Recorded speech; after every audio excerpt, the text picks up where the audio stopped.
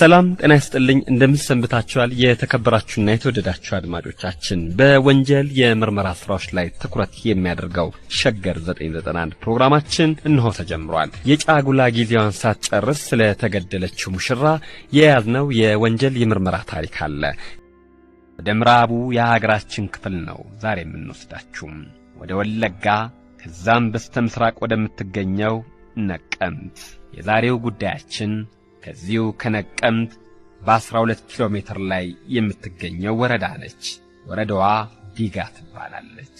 የትራንስፖርት የኤሌክትሪክ ተመሳሳይ ችግሮች ገና ያልተቀረፉላት አነስተኛ ከተማ ናት ዲጋ ውስጥ በምሽት ለመዝናናት አመቺ ሁኔታ የለም። ጀንበር ዘቅዘቅ ካለች አብዛኛው ነዋሪ ምሽቱን እቤቱ ለማሳለፍ የተገደደ ይመስላል። ሁሉም ጨለም ሲል በሩን እየዘጋ ኩራዙን ወይም ሻማውን ለኩሶ ይቀመጣል። ግርግርና ሁካታ ሌሎች መሸታ ቤቶችን መብራት ባለመኖሩ እንቅስቃሴ የላቸውም። አካባቢው እንደ ልማድ ቡና የሚፈላው ማታ ነው። ነዋሪው ቡና እየጠጣ የጨለማውን ሰዓት ይገፋዋል። ከዚያም ሌሊቱን በእንቅልፍ ያሳልፋል። የዲጋ ወረዳ ፖሊስ አባላትም እንደ አካባቢው ነዋሪነታቸው ልማዱን ይጋሩታል። ካለፈው ዳር ወዲህ በወረዳ ውስጥ የሚፈጸሙ የወንጀል ድርጊቶች ቁጥር ጨምሮ በመታየቱ የአካባቢው ህብረተሰብ ስለ ወንጀሉ ጎጂነት ያለው ግንዛቤ ከፍ እንዲልና በወንጀል መከላከሉ ተግባር ላይ ከፖሊስ ጋር እንዲቆም በየቤተ ክርስቲያኑ፣ በየመስጊዱ፣ በየትምህርት ቤቱና ቀበሌ ሄዶ ማስተማር ጀምረው ነበረም። ፖሊሶቹ በወረዳው የሚከሰቱት በአብዛኛው ግድያ፣ የመግደል ሙከራና የጠለፋ ወንጀሎች ናቸው። የካቲት 24 ዓርብ ዕለት የወረዳው ፖሊሶች ዘውትር እንደሚያደርጉት ከተሰማሩበት ተመልሰው በጽሕፈት ቤታቸው የሥራ ውሏቸውን ግምገማ በማድረግ የሌሊት ጥበቃ ተረኞችን መድበው ወደየቤታቸው ሄዱም። ተረኛው መኮንንና ሌሎች አባላት ምሽቱን ምንም አይነት ሪፖርት አልመዘገቡም። አካባቢው ሰላም ሰፍኖበት ነበር ያመሻው። ልክ 4 ሰዓት ላይ ግን ጣቢያውን የእሪታ ድምፅ የሚያሰሙ ሰዎች ከበቡት። ተረኛ አባላቱ ጩኸቱን በማስቆም የተፈጠረውን ችግር ለማወቅ የሚጮሁትን ሰዎች በማረጋጋት ሁኔታውን ጠየቁም። ጅራታ ቀበሌ ከሚገኘው ቤታችን የመጣነው በራፋችን ላይ አስክሬን ተጥሏል አሉ አንደኛው ሰውዬ እያለቀሱም። የማን አስክሬን? ማን የጣለው? ተረኛው መኮንን ጠየቀ። ማን እንደሆነ እንጃ። 2 ሰዎች አስክሬን ይዘው መጥተው ጥለው ሲሄዱ ጮኸን ብንከተላቸው ሮጠው አመለጡን። እነማን እንደሆኑ አላወቅናቸውም አሉ ሌላው ሰውዬ። ከተረኛው ፖሊሱ በተጨማሪ ጩኸቱን የሰሙ የፖሊስ አባላትም ከየቤታቸው መጥተው ጣቢያው ያለውን ግርግርና የተሰማውን ሪፖርት ከሰሙ በኋላ ወዲያውኑ ሪፖርት አድራጊዎቹን በመያዝ ወደ ተባለው ስፍራ በእግር ጉዞ ጀመሩ። 1 ሰዓት ተኩል ተጉዘው ጅራታ ቀበሌ አስክሬኑ ተጥሏል የተባለበት ቦታ ደረሱ። አስክሬኑ በተጣለበት አካባቢም ጩኸት በርክቷል። ሕፃናቱ፣ ሴቶቹ፣ አዛውንቶቹ፣ ጎረምሶቹ ብቻ ሁሉም አስክሬኑን ከበው ይጮኻሉ። የአካባቢው ታጣቂዎችም በስፍራው ደርሰው ማንም አስክሬኑን እንዳይነካው ይጠባበቁ ነበረ። ፖሊሶቹ በመምጣታቸው ተደስተው ኩራዝ ያለው ኩራዙን፣ ባትሪ ያለው ባትሪውን በማብራት ለፖሊሶቹ ሥራ አጋዥነታቸውን አሳዩም። አስክሬኑ የሴት ልጅ መሆኑን በለበሰችው ቀሚሷ፣ በሰውነቷ ቅርጽ ወዲያውኑ ለይተው አወቁም። በተለይም ጡቶቿ ገና በማጎጥጎጥ ላይ ነበሩ። ልብሷ በመቀደዱ ፊት ለፊት ጎብ ብለው ይታያሉ። ይህች ልጅ ማን ነች? አስክሬኑንስ በመጀመሪያ ያየው ማን ነው? እነዚህ ጥያቄዎች መልስ የሚያስፈልጋቸው የመርማሪዎቹ ጥያቄዎች ናቸው። መጀመሪያ ሁኔታውን አይተው የጮሁት አስክሬኑ በራፋቸው የተገኘው ቤተሰቦች መሆናቸውንና ሟች ልጅም የዚሁ ቤተሰብ አባል የሆነው ግለሰብ ስታገባ የባሏ ሚዜ እንደነበረ ተናገሩ። የቤቱ ባለቤት ሰዓቱ ከሌሊቱ 8 ሰዓት በመሆኑ ጨለማውም ለሥራ አመቺ አልሆነላቸውም። ለፖሊሶቹ ተጨማሪ ጥያቄዎችን ጠይቆ ሁኔታውን ለመረዳት አልተቻለም። ምንም ነገር አጣርቶ ለማየትም አልተቻለም። በኩራዝ አነስተኛ ብርሃን ተገቢውን ማስረጃ ለማሰባሰብ ባለመቻላቸው ከአካባቢው ታጣቂዎች ጋር አስክሬኑን ሲጠብቁና አንዳንድ ከወንጀሉ አፈጻጸም ጋር ይገኛል ብለው የገመቱትን ጥያቄዎች በቃል እየጠየቁ እዚያው አደሩ።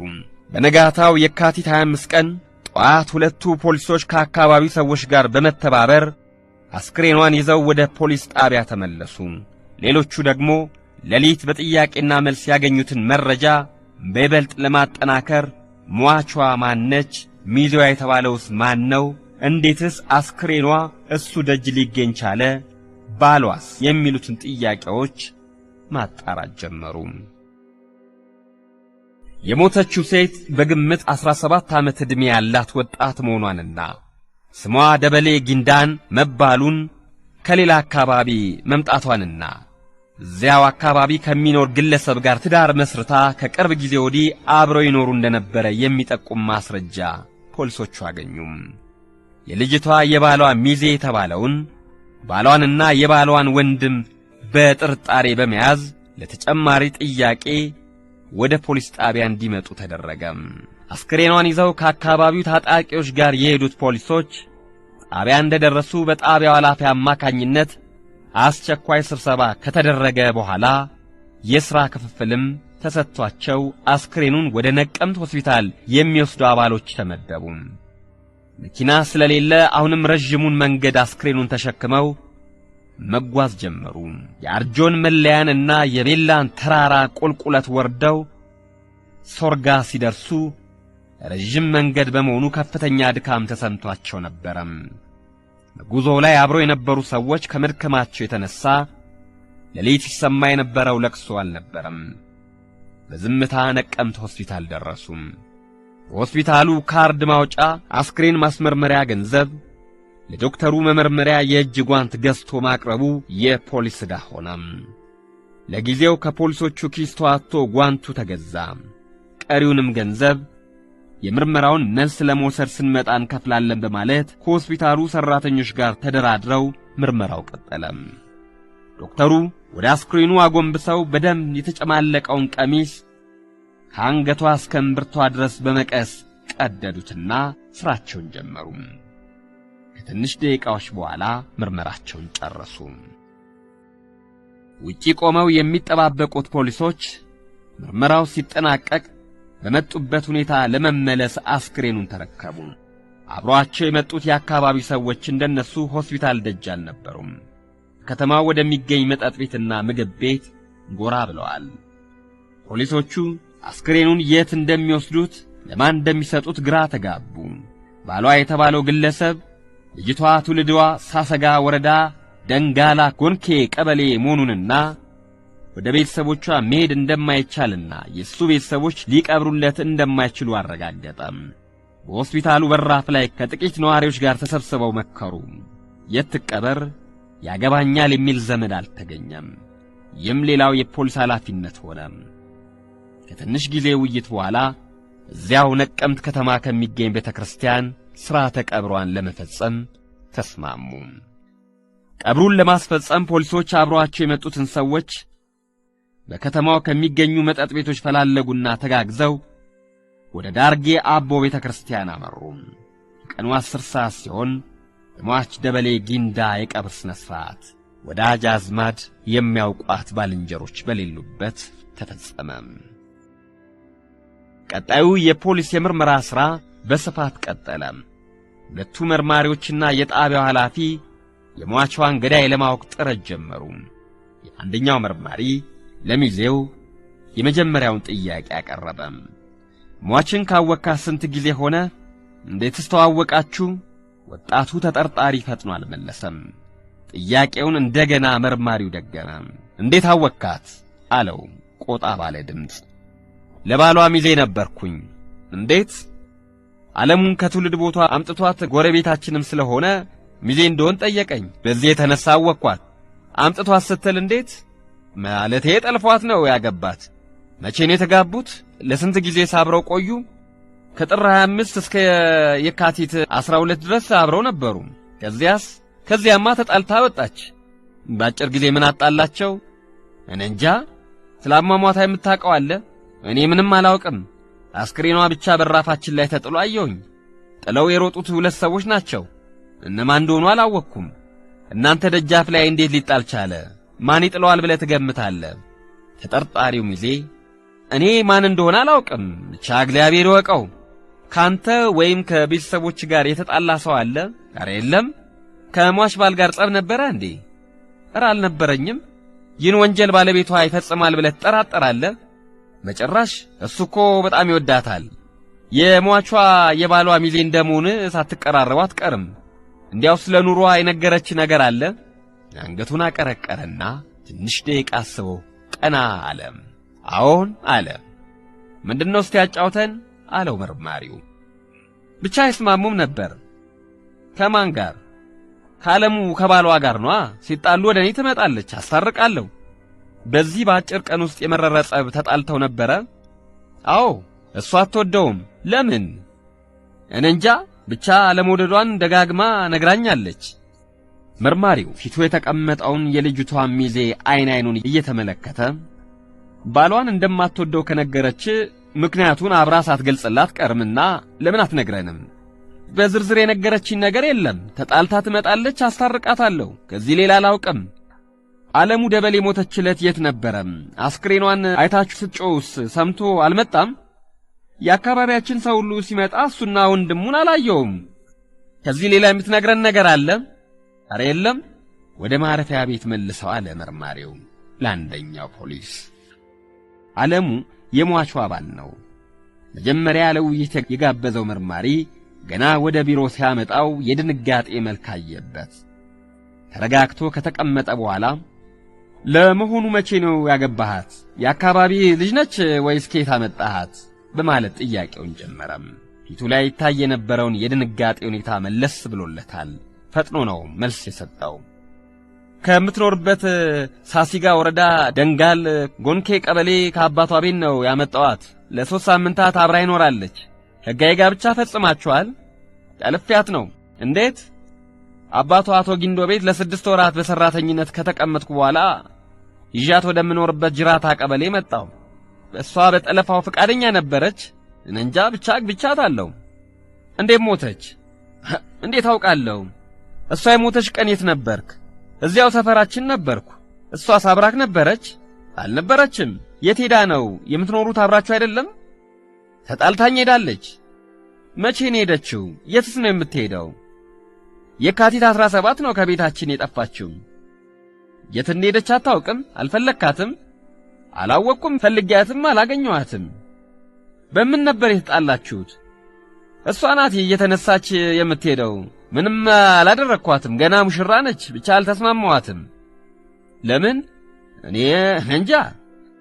የአካባቢው ሰዎች ሲጫጫው ምን ተፈጠረ ብለህ ከቤት ለምን አልወጣህም? አልወጣውም። ከወንድሜ ጋር ጨዋታ ይዘን ነበር። ከየትኛው ወንድም ጋር?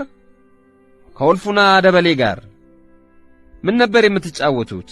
አለው መርማሪው ፈጠን ብሎ። አልመለሰለትም። ደግሞ ጠየቀው። ምንም አለና ቀረቀረም። መርማሪው ዓለሙ የለበሰውን ሸሚዝ ኮሌታ ጫፍና ጃኬት ላይ ድንገት የደም ነጠብጣብ ተመለከተ። ወዲያው ከእርሱ ጋር የሚያደርገውን ቃለ መጠይቅ አቋረጠና ወደ ማረፊያ ቤት እንዲመለስ አደረገው። ከሁለቱ መርማሪዎችና ከጣቢያው ኃላፊ ጋር ለመወያየት ፈለገና ወደ ቢሮአቸው ሄደ። ከሟቿ ባልና ከሚዜዋ ጋር ያደረገውን ጥያቄና መልስ ገለጸላቸው። የሁሉም የትኩረት አቅጣጫ በሟች ባልና ወንድም ላይ ሆነና እንደገና በጋራ ለመጠየቅ ተስማሙ። ውልፉና የተባለውን የባሏን ወንድም በቅድሚያ እንዲጠራ አደረጉም። አንደኛው መርማሪ ለመሆኑ ይህችን ልጅ ማን የገደላት ይመስላል? መቼም ላንተም የወንድም ሚስት ናትና ገዳይዋ ታውቆ ለሕግ እንዲቀርብ ትፈልጋለህ። እስኪ የምትጠረጥረው ካለ ሲለው ሰውየው ጥያቄውን ሲሰማ የቁጣ ፊት ታየበት።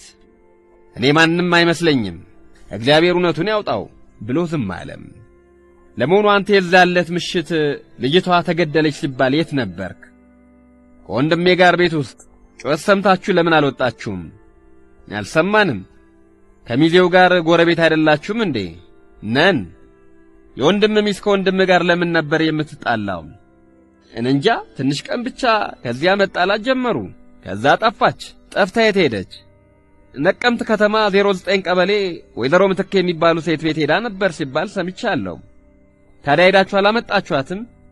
ሞክረን ነበር አልተሳካም። እንዴት? እሷ እምቢ አለች።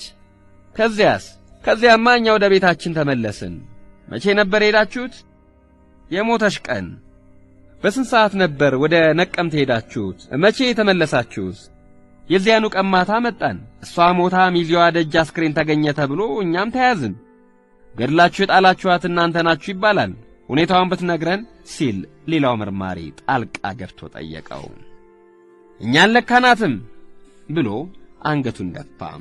ፖሊሶቹ የሰውየውን አይን መስመር ወደ ፈለጉት ነገር እየወሰዳቸው መሆኑን ተረዱና በልጊዜ አታጥፋ ካልናንተ ወንጀሉን የፈጸመ የለም ይልቅስ ንገረን አሉት። አልተናገረም። እሱ እዚያው ቢሮ እያለ የሟችን ባል ዓለሙን አንደኛው መርማሪ ይዞት መጣ።